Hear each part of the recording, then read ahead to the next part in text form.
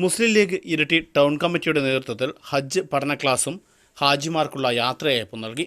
മുസ്ലിം league സംസ്ഥാന vice president Abdul Rahman കലായി ഉദ്ഘാടനം ചെയ്തു.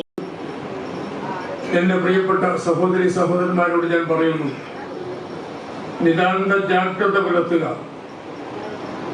ഇത് വളരെ പ്രധാനപ്പെട്ട യാത്രയുടെ തുടർച്ചയാണ്, അതിന്റെ ആരംഭമാണ്. ഇതിന് യാത്രയപ്പുണ്ട്, അധ്യക്ഷനുണ്ട്, ഉദ്ഘാടകനുണ്ട്, ക്ലാസ് എടുക്കാൻ ഉസ്താദുണ്ട്, ഒക്കെ ഉണ്ട്.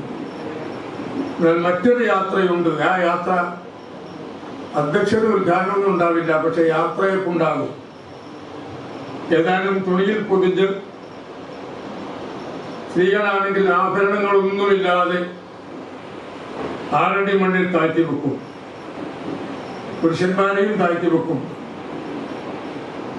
ആ താഴ്ത്തി വെക്കുന്നൊരു യാത്രയുണ്ട്. അത് കഴിഞ്ഞ് എല്ലാവരും പിരിഞ്ഞു പോകും. പിന്നെ നമ്മളും നമുക്ക് കൂട്ടായി നമ്മുടെ നന്മകൾ മാത്രമേ ഉണ്ടാകൂ. ഇബാദത്തുകളും നന്മകളും നമ്മുടെ കൂടെ ഉണ്ടാകും. തറാലിസ അധ്യക്ഷത വഹിച്ചു. ഷക്കീർ ഹദൈമി കീച്ചേരി, CK സുബൈർ ഹാജി എന്നിവർ ക്ലാസ് എടുത്തു. ഷുബൈദ് ഹുദവി പ്രാർത്ഥന നടത്തി.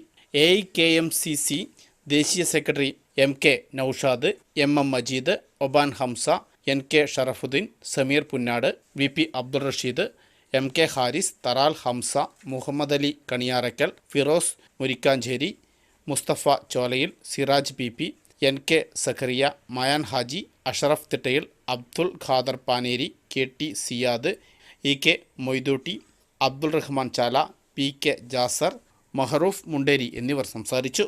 ന്യൂസ് ബ്യൂറോ, ഇരട്ടി.